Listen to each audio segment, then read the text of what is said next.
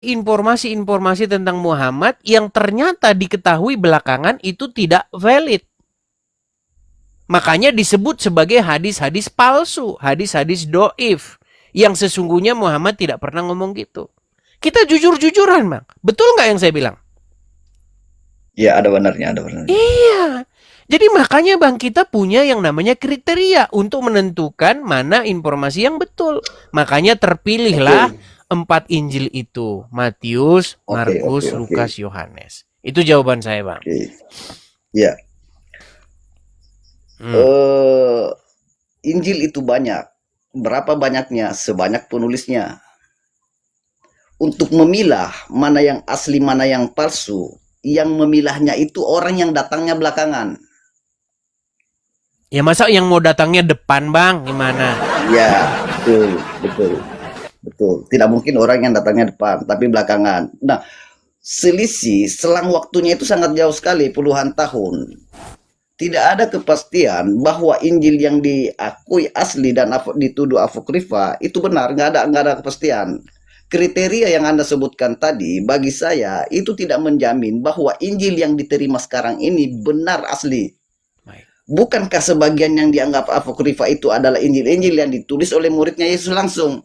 Sementara Injil-Injil yang ditulis oleh Matius, Lukas, Markus, kebanyakan di antara mereka adalah orang-orang yang tidak pernah ketemu dengan Yesus. Lalu bagaimana kita memvalidasi bahwa tulisannya itu memang benar? Baik. Baik, saya jawab ya, Bang ya. Oke, Iya, Bang. iya, iya. Ini yang disebut dengan for the sake of argument. Ya. Saya memasrahkan diri dulu untuk sementara waktu untuk ngikuti narasimu. Anggaplah bahwa apa kriteria-kriteria yang saya sebutkan dari tadi itu membuat Anda pesimis. Saya mau tanya sama Anda. Pasti, Saya mau tanya pasti. sama Anda. Lalu Anda menggunakan Al-Quran sebagai sumber rujukan tentang Yesus? Enggak harus begitu, enggak. Kita fokus bicara tentang No. Injil ya. Sebentar, Bang. Kita ini kan mencari the historical Jesus. Mencari tokoh Yesus yang benar-benar historis. Apa yang betul-betul dikatakan oleh Yesus, apa yang betul-betul dikerjakan oleh Yesus. Itu kan yang mau kita cari kan? Lalu Anda pesimis. Anda pesimis ini. Saya tidak Pasti, mau bersa. siapapun yang menggunakan akalnya pasti pesimis. Makanya saya Karena nggak ada bilang, saya jaminan, ngikutin. nggak ada Ya, jaminan. saya ngikutin Anda dulu nih. Saya ngikutin Anda. Anggaplah Injil Matius, Ya. Markus, Lukas, Yohanes ini tidak memberikan informasi yang akurat tentang apa yang sesungguhnya diucapkan Yesus dan dikerjakan Yesus. Sekarang saya mau nanya sama Anda. Lalu, yang mau Anda jadikan sumber rujukan tentang Yesus itu adalah Al-Quran. Tentu saja bagi Kristen nggak seperti Enggak, itu. bagi Anda loh. Maksud saya Inilah maksud Anda saya ini nggak seperti ini. bertanggung Maksud saya jawab. begini. Sebentar, Bang. Bang, Anda mengatakan bahwa kitab kita keempat Injil tersebut tidaklah tidaklah greget begitu digunakan sebagai sumber rujukan. Lalu Anda sebagai Iya, Muslim ingin menggunakan Al-Quran sebagai rujukan. nggak harus seperti itu. Ya Nggak harus berarti Anda seperti bukan itu. seorang Muslim kalau begitu. Maksud saya begini, saya ingin mendapat jawaban Anda tentang status Injil ini. Injil yang Anda anggap sebagai asli. Sementara yang lainnya Anda anggap apokrifa, palsu. Bang, tadi kan sudah saya Dasarnya apa? tadi kan sudah saya utarakan, Bang. Jadi, Iya, Bang, itu dia yang ingin saya bantah. Tapi oke lah, kita tinggalkan saja itu kalau jangan memang dulu sampai selesai dulu. Anda ini melemparkan satu syubhat, Anda melemparkan satu permasalahan tanpa sebuah jawaban.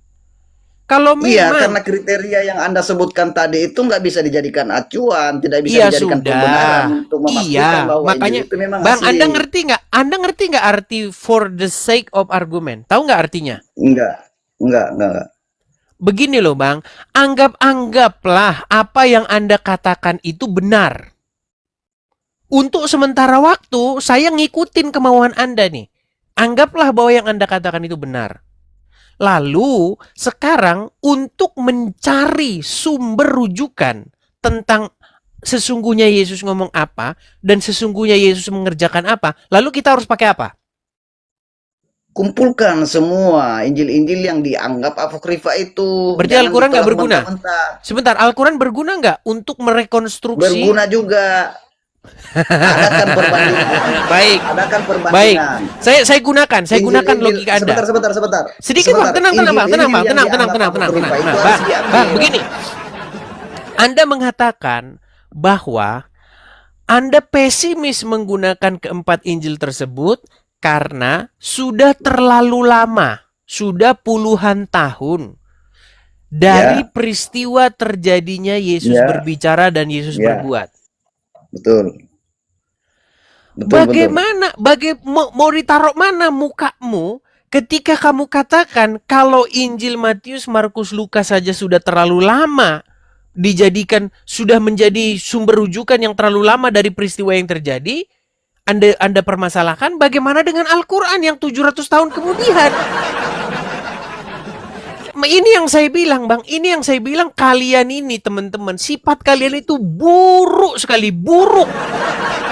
Kenapa gini? Contoh ya, ini Matius, Markus, Lukas, Yohanes ini ditulis puluhan tahun setelah peristiwa Yesus ngomong apa dan Yesus berbuat apa. Maka informasi ini tidak bisa diterima. Informasi yang diterima adalah Al-Quran. Karena Al-Quran ini menceritakan 700 tahun setelah peristiwa terjadi Yesus ngomong apa dan Yesus berbuat apa. Makanya saya bilang bang, kalian ini gendeng dan tidak waras lagi.